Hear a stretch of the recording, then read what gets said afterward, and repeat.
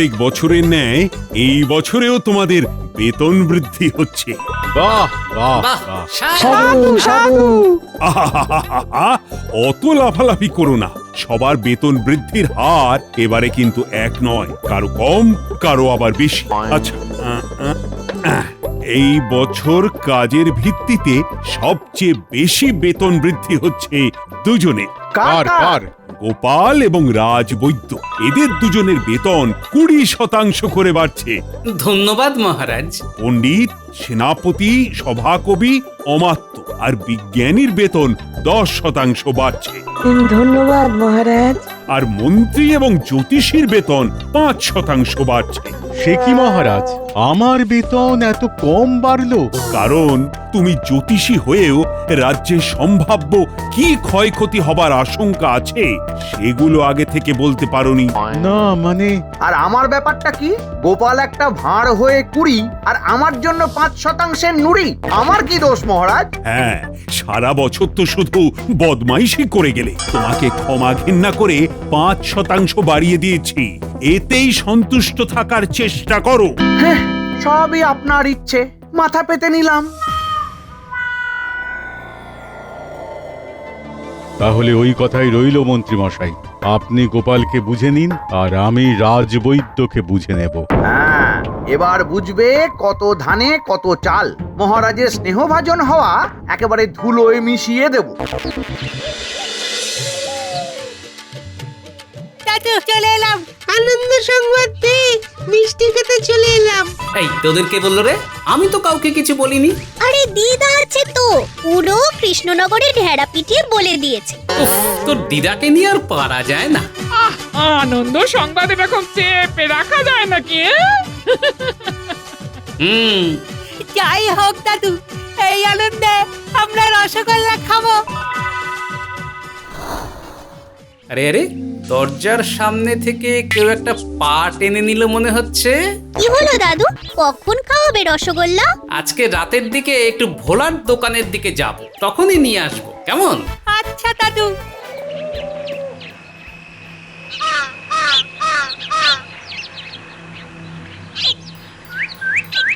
আচ্ছা, এই ব্যাপার। ন্যাপলা, গুলটে, ট্যাপা, পুঁটি, পুচকে, বলো দাদু। তোরা এক্ষুনি চুপি চুপি মন্ত্রীমশাইয়ের বাড়ির দিকে যা তো। আমার মনে হচ্ছে আচ্ছা দাদু, সে আমরা যাচ্ছি, কিন্তু রসগোল্লার ব্যাপারটা ভুলো না যেন। একটা দুটো না, তোদের আমি পেট ভরে রসগোল্লা খাওয়াবো। বেশ বেশ, তাহলে এক্ষুনি যাচ্ছি।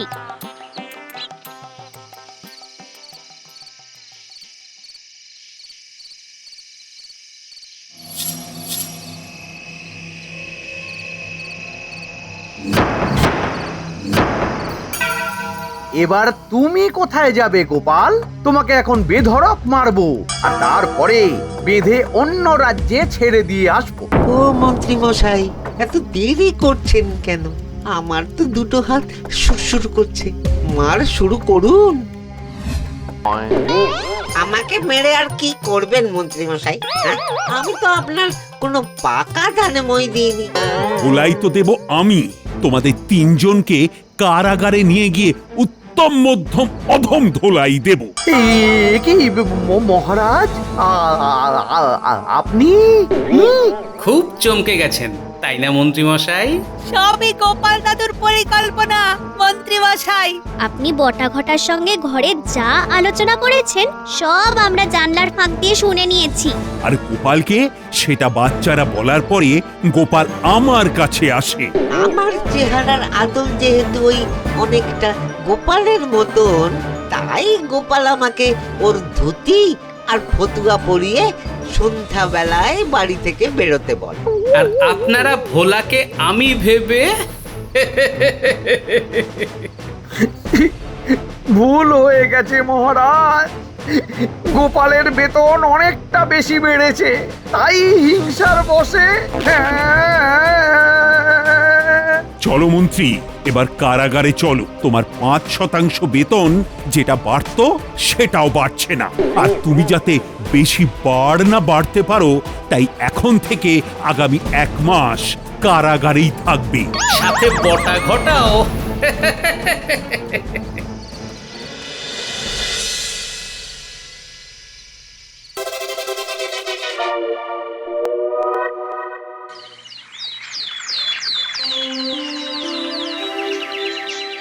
এ কি, মন্ত্রী তো কারাগারে, কিন্তু আজ তো জ্যোতিষীরও দেখা নেই। কি ব্যাপার, কোনো গোলমাল হলো নাকি? কেন মহারাজ, এর মধ্যে এমন কি গোলমাল আছে? আহ, এটাও কি তোমায় বোঝাতে হবে? হয়তো শরীর খারাপও হতে পারে। আবার মন খারাপও হতে পারে, কারণ ওনারও তো বেতন 5% বেড়েছে। নিশ্চয়ই কোনো গোলমাল আছে। কোথায় আজ থেকে রাজসভায় আসবেন, বেশি করে কাজ করবেন, তা না বাড়িতে বসে আছেন। হ্যাঁ, জ্যোতিষী না দিনে দিনে দায়িত্ব জ্ঞান হারিয়ে ফেলছে।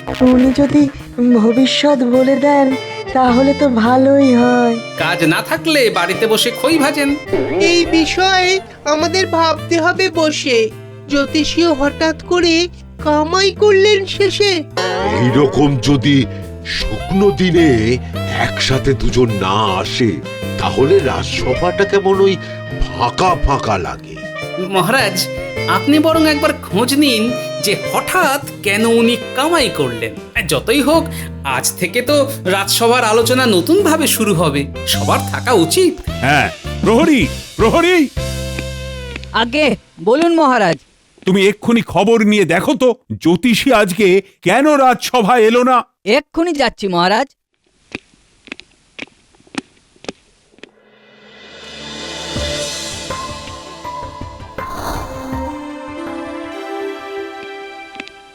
মহারাজ, রাজজ্যোতিষী মশাই খুব অসুস্থ, তাই উনি কয়েকদিন রাজসভায় আসতে পারবেন না। যাব বাবা, হ্যাঁ, সে কি?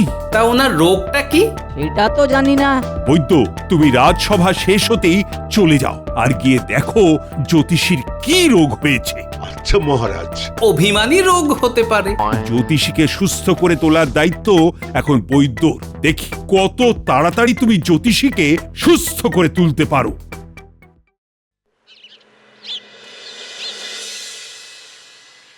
ওরে বাবা রে, ও ও মরে গেলাম রে, ও ওরে বাঁচা রে।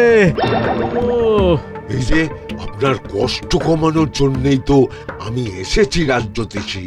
সেটা তো দেখতেই পাচ্ছি, কিন্তু কোন কষ্টটা কমাবে শুনি? বলুন বলুন, আপনার কোথায় কি কষ্ট হচ্ছে? তুমি তো কষ্টটা বুঝবে। আমি যদি রোগ ভোগের ব্যাপারে নিজেই সব বুঝে যেতাম, তাহলে তো আমি বৈদ্য হয়ে যেতাম। ওরে বাবা রে! এ কি কাণ্ড! সে আবার কি? দেখি দেখি দেখি, কোথাও কি ব্যথা আছে? সারা শরীরে ব্যথা। এই সেরেছে, সারা শরীরে? এত ব্যথা, কথা বলতেও কষ্ট হচ্ছে। হাত পা পেট গলা সব জায়গায় ব্যথা। এইরকম রোগ তো কোনোদিন দেখিনি। আপনি কিছু একটা করুন রাজবৈদ্য মশাই, নইলে আমি যে মরে যাব। ওরে ও! নিয়ম করে এই পাঁচনগুলো খেলেই আপনি সেরে যাবেন।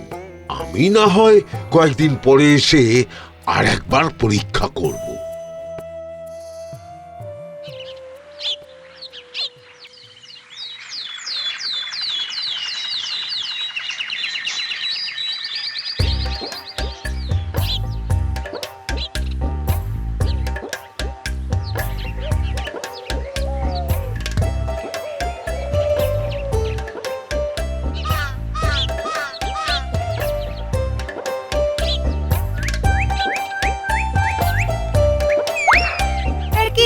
জ্যোতিষী মশাই ওরকম মুখ ঢেকে নিল কেন?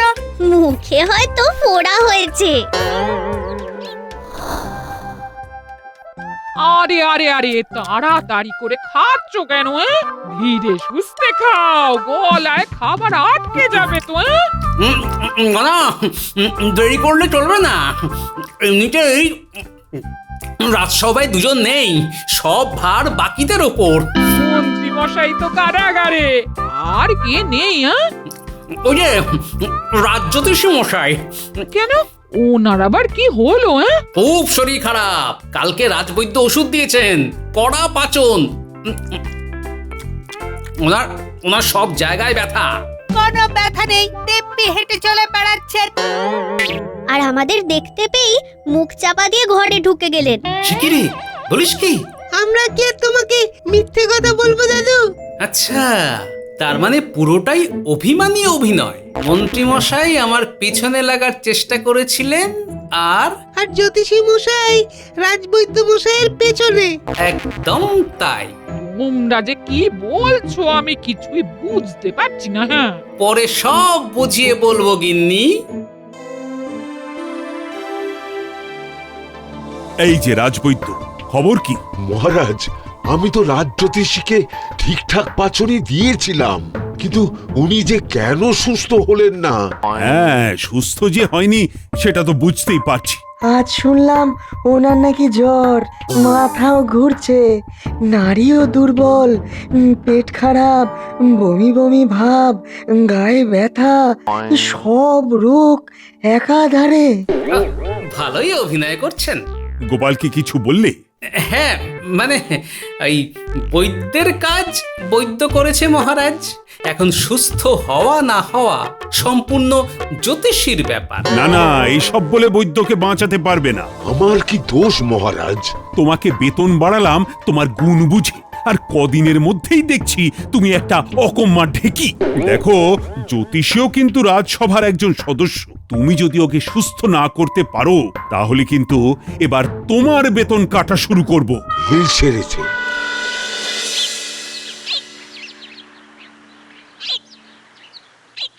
এই তোরা একটু শোন তো। বলো দাদু। রাজ জ্যোতিষীর ওপর তোদের নজর রাখতে হবে, আর একটা খবরও জোগাড় করে আনতে হবে তোদের। হয়ে যাবে দাদু, তুমি কিচ্ছুটু চিন্তা করো না, এসব তো আমাদের বাহাতের কাজ। বেশ।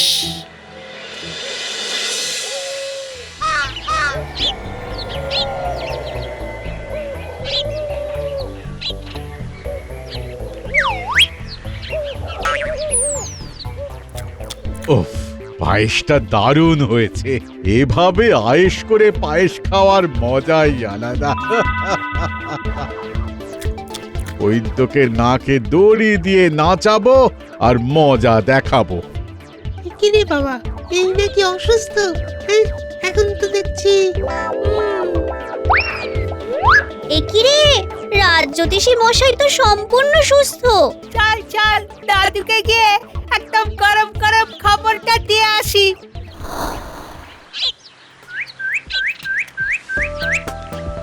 আচ্ছা ঠিক আছে, তোরা এখন আমার সাথে চল রাজবৈদ্যর বাড়ি। আর রাজ জ্যোতিষী যে সুস্থ এই কথা যেন আর কেউ না জানতে পারে। না না দাদু, আর কেউ জানবে না, রাজবৈদ্য মশাই কেউ বলবো না।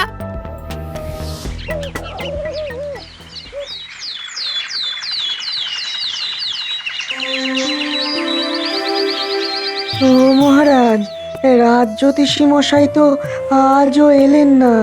আমি অনেক চেষ্টা করলাম, কিন্তু কিছুতেই তো কিছু হচ্ছে না। এবার তো মনে হচ্ছে বৈদ্যকেই রাজসভা থেকে তাড়িয়ে দেব। মহারাজ, আপনি যদি বলেন তাহলে আমি কি একবার রাজ জ্যোতিষীর চিকিৎসার দায়িত্ব নিতে পারি? এই সেরেছে, তুমি চেষ্টা করবে? মানেটা কি? এমনিতেই রাজ জ্যোতিষী ভুগছে, হিতে বিপরীত হলে কিন্তু মুশকিল। যে সমস্যা অন্য কেউ সমাধান করতে পারে না সেটা গোপাল পারে। আমি ওনাকে সুস্থ করবই, আর সবার সামনে করব। মানে? মানে আপনারা সবাই আমার সাথে রাজ জ্যোতিষীর বাড়ি যাবেন।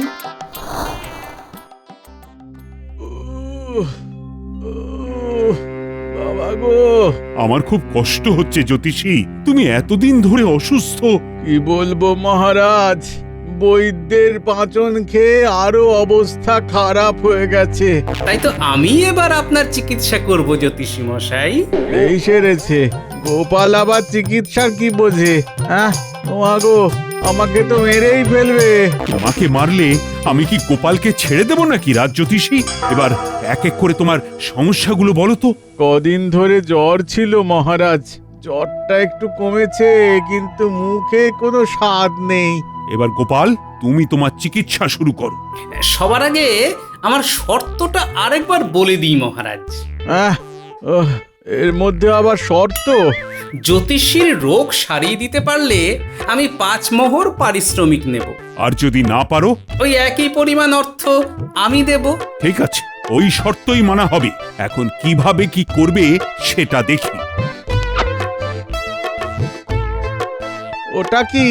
এই ওষুধেই আপনার স্বাদ ফিরে আসবে। একটু হা করুন দেখি, ঢেলে দেখি।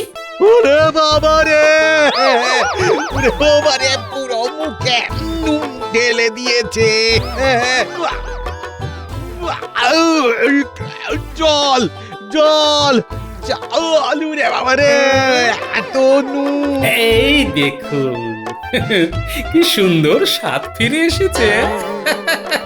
এটা ওষুধ মেশানো নুন ছিল, আর উনি বুঝতেও পেরেছেন যে এটা খুব নোনতা। দিন, এবার 5 মোহর দিন। হ্যাঁ হ্যাঁ হ্যাঁ, এখন আর তেমন কোনো অসুবিধে হচ্ছে না। বাহ, এই তো গোপাল, তুই তো দেখছি এক ঝটকায় রোগ সারিয়ে দিলে। ও রাজ্যতীষী, তুমি গোপালকে কথা মতো 5টা মোহর দিয়ে দাও। ইয়ে, না না, মানে দিচ্ছি দিচ্ছি। সাবাস গোপাল, সাবাস, তোমার ওষুধের কি জাদু। বেটা গোপাল এসে বাজিমাত করে দিল। না, কোনো তো একটা উপায়ে গোপালকে কুপকাত করতেই হবে। রাজসভার সবাই আমার বাড়িতে এলো, আর সকলের সামনে আমার 5টা মোহর নিয়ে চলে গেল। না, আমি কালকে রাজসভায় খবর পাঠাবো, আর ওই 5 মোহর আমি আদায় করে ছাড়বো।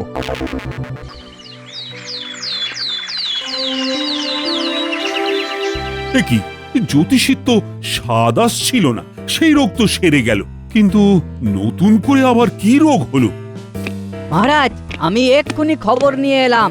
রাজজ্যোতিষী মশাইয়ের কালকে ওই নোনতা ওষুধ খাওয়ার পর থেকে মাথা আর কাজ করছে না। শুধু হাঁ করে চারিদিকে চেয়ে রয়েছেন আর উল্টো পাল্টা বকছেন। উনি কিচ্ছুটি মনে রাখতে পারছেন না মহারাজ। সে কি আবার নতুন রোগ? কি হে গোপাল, তোমার কাছে কি এই রোগের কোনো ওষুধ আছে? আছে তো মহারাজ, সব দাওয়াই আছে। চলুন জ্যোতিষীর বাড়ি। এ কি জ্যোতিষী? জ্যোতিষী কেন, কবে, কোথায়? হয়ে গেছে, মাথার ভেতরে সব ওলট পালট হয়ে গেছে। এক্ষুনি ঠিক হয়ে যাবে মহারাজ। দেখি দেখি দেখি, এই ওষুধটা খাইয়ে দিই। না না না না না, আমি ওটা খাবো না। ওরে বাবা রে বাবা, নুনে মুখ পুড়ে যাবে। ব্যাস, এই তো রোগ ঠিক হয়ে গেল। নিজে কানেই শুনলেন তো মহারাজ, ওনার কালকের কথা আজ ঠিক মনে আছে। তাই তো দেখছি। এই মাটি করেছে। হ্যাঁ, সেরে গেছে, সেরে গেছে। আবার সব মনে পড়ে যাচ্ছে। দিন আমার 5টা মোহর। ইয়ে না, মানে মানে দিয়ে দাও জ্যোতিষী, গোপাল তো তোমার মাথার ব্যায়ামও সারিয়ে দিল। ইয়ে না, মানে মানে দিচ্ছি দিচ্ছি। আবার বাজিমাত করে দিল। এই রাজ্যতীষী কি বললে? বাদিমাত? ইয়ে না, মানে এসব মানে করবেন না রাজ্যতীষী মশাই। আপনি এভাবে অভিনয় চালিয়ে যান, আমার ট্যাগ এতেই ভরবে। কি বলছো গোপাল? মহারাজ, আপনি এখনো বুঝতে পারছেন না? রাজ্যতীষী মশাই এতদিন ধরে শুধুই অভিনয় করে চলেছেন। ওনার কোনো রোগ হয়নি, রাজবৈদ্যর উপরে হিংসা ছিল ওনার, তাই উনি এগুলো মতলব করেছিলেন। মানেটা খুবই সোজা। মন্ত্রী মশাই আমার উপরে হিংসা করে ফাঁদ পাতলেন, কিন্তু তিনি ধরা পড়ে কারাগারে গেলেন। আর রাজ্যতীষী রাজবৈদ্যর ওপরে, যেহেতু তোমাদের দুজনের বেতন বেশি বেড়েছে, তাই ওরা দুজন তোমাদের ওপরে হিংসার বশে এই কাজগুলো করেছে। কিন্তু জ্যোতিষীর সব চক্রান্ত ধুয়ে মুছে যায় যখন আমি বৈদ্যর জায়গা নিই। কারণ বৈদ্য যখন চাপে পড়ে যান, তখন আমি আমার নাতি নাতনিদের জ্যোতিষীর বাড়িতে পাঠিয়েছিলাম আড়াল থেকে নজর রাখতে, আর ওরা ওনাকে সুস্থ অবস্থায় পায়েস খেতে দেখে। এই রাজ্যতীষী এগুলো কি ঠিক কথা বলছে? ধুর ধুর, সব মতলব একেবারে জলে চলে গেল। আমার সঙ্গে চালাকি হচ্ছে, শরীর খারাপের নাম করে ফাঁকিবাজি করা আমি বার করছি। এবারের মতো ছেড়ে দিন মহারাজ, না হলে সত্যি সত্যি শরীর খারাপ হয়ে যাবে। মহারাজ একটা কাজ করুন, ওনাকে মন্ত্রীর মতন কারাগারে ভরে দিন, তাহলেই দুজনে সুস্থ থাকবে। হ্যাঁ,